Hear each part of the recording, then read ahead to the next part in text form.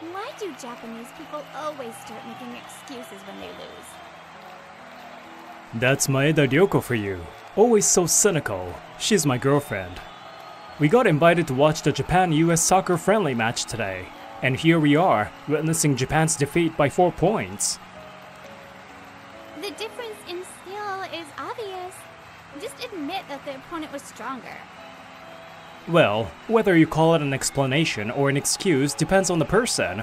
At least she doesn't seem to like it. Ugh, it's so crowded. The stadium aisles are packed with people heading home after the match. Now it's my chance to introduce myself. My name is Hiroki Yagisawa. I'm 34 years old and have been working for a foreign-affiliated company for a year now. I met Ryoko through the branch manager of our Japanese office 6 months ago. She's not only someone from the same company, but also the president's daughter of one of our clients. It's no wonder with over 20,000 people here. Huh? A keychain? I wonder what it is. I can't help but pick it up. What's that? It's just trash. Throw it away. Ryoko points to a nearby trash can. No, I think I'll take it to the information desk. Even if most people think it's trash, it could be something important to the owner. Huh? Ugh, you're being such a goody two-shoes. It's obviously just garbage that no one will claim. What a waste of effort. What do you mean? It's only natural to turn in lost property. Ugh, whatever. I'm going home alone. Do whatever you want. With that said, Ryoko walked away quickly. We've been arguing like this a lot lately. It's not like we're gonna break up, though. We have feelings for each other, and our relationship is kind of complicated. I wonder what will happen to Ryoko and me. Her parents' company is a major client of ours. Since everyone knows about our relationship, there's the matter of saving face. And above all, I want to avoid causing trouble with her and having to quit the company. Even if we were to break up, I need a good excuse. Someone's making a scene at the information desk. If you don't have it, then look for it. It's important for me. He's pretty fluent in Japanese, but he doesn't seem Japanese. Well, it's none of my business. I should hurry up, hand this over and go home. Excuse me, I found something and wanted to turn it in. I call out to one of the staff members at the information desk, who is with another person, and hand him the keychain. Yes, lost and found. So, could you tell me where you found it? Suddenly, the man next to me changes his expression and shouts, That's it! That's mine! Huh? The lady at the information desk confirms it's okay to give it to him, so I handed it over. Thank you so much! You're the best! I owe you my life! Don't exaggerate, it wasn't that big of a deal. Hahaha, that's how important it is to me. By the way, what's your name, my savior? Oh, it's Hiroki Yagisawa. Suddenly, the man's eyes widen, and he stares at me intensely. Hiroki? Yes, that's right. Hiroki! Whoa, what's going on? The man suddenly hugs me. What in the world? Is he crying? I've been searching for you. Don't you remember? It's me, Leo Michael Terashita. Leo? The moment I heard the name, memories of the past came flooding back like a flashback. Here, take this. It's my treasure. When I was in elementary school, I had a best friend. He was a bit of an unusual friend, and one day, he told me he was moving far away. More than 20 years have passed, and all I have are vague memories. I'm only lending it to you. You have to give it back someday. Promise me you will. Promise me, Leo. It was a small promise, a childish promise made without knowing the true distance between Japan and America. It's terrible that you forgot about me. I've been searching for you this whole time. We leave the stadium and walk side by side on our way home. I'm so sorry, but it was over 20 years ago. I know. Honestly, I had almost given up. I went to Japan once when I was 18, but you had moved. I'm sorry. My family and I moved to England for my father's work, and I was studying abroad. My parents also work for the same foreign-affiliated company I do. It seems we really missed each other. We talk about all sorts of things, and before we know it, we're at the station. Hey, Leo, do you want to grab a drink? Since we're here, let's chat a little longer. I wish I could, but I'll be in trouble if I'm late. Is he married? But he's not wearing a ring on his left hand. Maybe a girlfriend? Okay, then I guess another time. We exchange contact information and part ways. Yesterday was a crushing defeat. Good thing it wasn't a league game. Yeah, the hardcore supporters get really on edge when we lose. I'm talking to one of the clerks about yesterday's game. By the way, I got the tickets from the department head. Something about the American headquarters being the sponsor for the US team yesterday. And the Japanese branch got tickets for the Japanese side. Come to think of it, where's the department head? I found it strange since he's always in the office first thing in the morning. And Yoko hasn't said a word to me since this morning. Well, it's typical after a fight. Good morning. Sorry, I was called by the branch manager this morning. The department head enters the office, and I gasp in surprise at the person walking behind her. Leo? My name is Leo Michael Terashita. I'll be working here from today, having transferred from the American headquarters. Leo looks at me for a second, surprised, then smiles gently and introduces himself to everyone. And I'm Yuina Kabatake. I also came from America. But I am fully Japanese, okay? So sorry for the lack of communication. These two will be working in the Japan branch from today. Such a handsome man. Everyone in the office gathers around. In the midst of the commotion from both men and women, Ryoko's voice can be heard. Hey Hiroki, long time no see. Of all the companies, I have the goddess of fate to thank for this. You're one to talk? I had no idea you were working at the American headquarters. What are the chances? After the introductions, the department head is called away due to some trouble, and Leo comes straight towards me.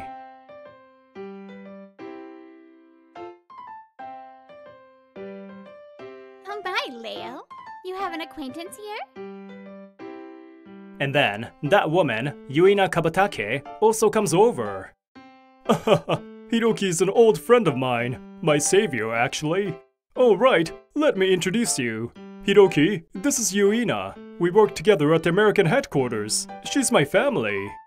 I see. So even if they're not engaged, she's his girlfriend. It's a pleasure to meet you. I'm Hiroki Yagisawa. Hey! I turn to see Ryoko standing beside me. When did she get here? Ryoko, what's wrong? She grabs me by the arm and pulls me into the hallway. What's your relationship with that hottie? Introduce me. Huh? Don't worry. You've been wanting to break up with me anyway, right? I'll let you off the hook. Of course, I'll make sure you don't lose face or anything. So what do you say? Listen to yourself. The answer is no. What kind of introduction is that? Besides, didn't you hear? Leo has a girlfriend. You can always steal him away, and... What will you do if our business deal falls through? Ugh. Ryoko's parents' company is currently my biggest client. What if I lose them? Well, it's your problem if you want to be held responsible. Fine, but I'm only introducing you. That's it. This is the best I can do. I can't afford to quit my job right now. Sorry, Leo. Good. That's all I ask. I won't do anything bad. Or maybe I will. The day flies by, and we are at the entrance, about to leave work. As Ryoko requested, I'm introducing them. Leo, this is Ryoko Maeda. She works in administration. Nice to meet you. Wow, you're even taller and more handsome up close. You're a colleague, right? Nice to meet you too, Ryoko. I'm Leo. By the way, What's your relationship with Hiroki? Hiroki and I are just co-workers. She's his girlfriend, though I don't think they're engaged or anything. Yuina interrupts Ryoko. She has a somewhat cold expression. I'm Yuina Kabatake. It's nice to meet you as fellow co-workers of Leo.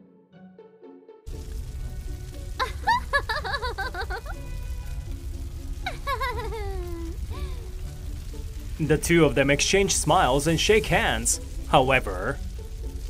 Just you wait. Whoa, whoa, whoa! What's going on? We could only watch in fear as the women's battle suddenly began. And so, a quiet battle for Leo began between the two women.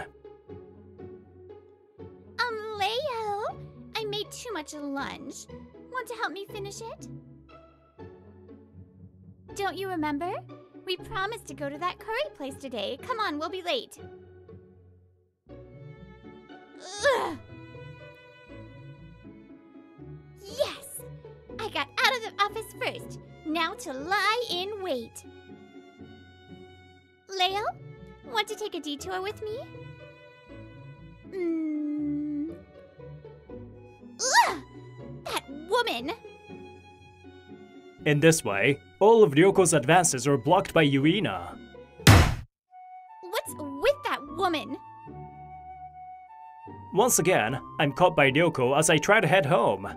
We're still officially boyfriend and girlfriend, but after this incident, our feelings have already grown apart. So, she is his girlfriend, huh? Well, he hasn't explicitly said so. These past few days, with this situation and the busyness of work, I haven't been able to talk to Leo properly. Wait, why does Leo even have a girlfriend in the first place?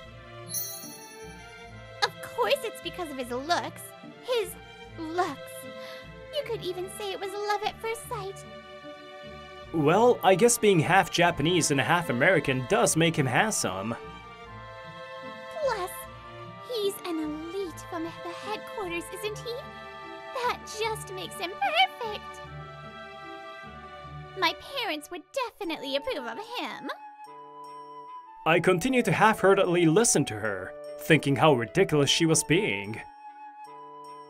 Hidoki, you have to help me get together with him. Huh? Hold on. I said I would only introduce you.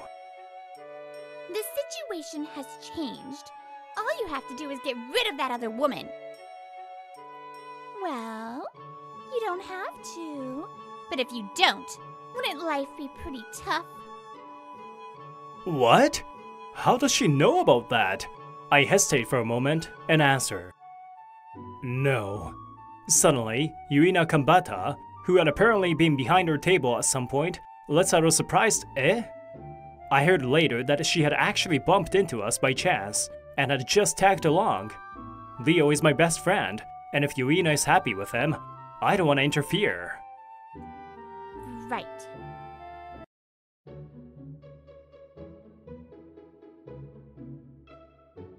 Give my regards to your father.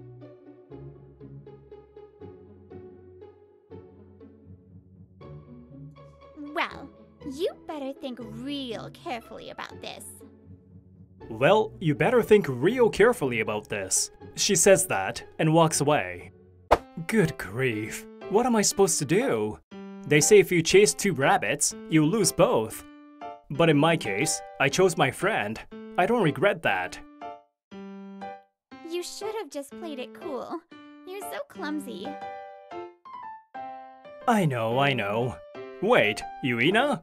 Where did you come from? Yuina Kabatake is sitting next to me, sipping on something. When did she get here? Well, duh! I sprouted out of the chair like a mushroom, of course. You're a mushroom now? Thanks for the straight man routine. Looks like you're caught in a bit of a bind yourself. How about we share some information, you and I? She gives me a knowing grin. It's human nature, isn't it? To exclude those who are different. Throughout history, many have been eliminated based on their nationality, race, religion, and so on. Born to an American father and a Japanese mother, Leo came to Japan when he was in elementary school. But Leo couldn't fit in and was always isolated. I was in the class next door and reached out to him during one such time. "Hey you, free? Come hang out with me." I had no idea what kind of salvation that invitation would become for him. But one thing's for sure, we became best friends. Or something like that. Oh, and just to be clear, I already cleared up that misunderstanding. Yuina went home after a little information exchange and told Leo everything we talked about. By the way, I took the next day off and headed to a certain place. I see, so that's how it is. Leo? Are you angry? Like, really angry? Maybe. Yuina, I need to make a call to America. Come with me. Leo-san! Where are you going today? The next day, as Ryoko tries to leave with Leo as usual, that's how he responds. Don't talk to me anymore. What? Why are you saying that? I like you, Leo. It was a love at first sight. Please don't say that. She pleads with him, seemingly shocked by his words. Right. Hiroki. Did Hiroki say something to you? It's a misunderstanding. Please let me explain. So, a misunderstanding? Weren't you going out with Hiroki in the first place? We broke up. We're over, so please just listen to... You're the one who's misunderstanding. To begin with, I'm married. I would never fall for you. What? She's speechless, her eyes wide with surprise at Leo's words. I also just found out recently from Yuina that Leo was married. But, Yuina? Neither of you are wearing rings. Don't lie to me. It seems there's still a misunderstanding. The reason we don't wear rings is that we both have a mild metal allergy. And with that, he shows her the wallpaper on his phone. Yuina is my daughter. My real wife is a Japanese woman 10 years older than me, who works at the headquarters in America. What? It turns out that Leo is actually married to a Japanese woman with a child at the American headquarters. And that child is Yuina Kabatake. She's legally Leo's daughter and his family. By the way, his wife retired after they got married. Leo, Whoa. What's wrong? Yuina arrives to see Ryoko, who's frozen in shock. Married? He's married?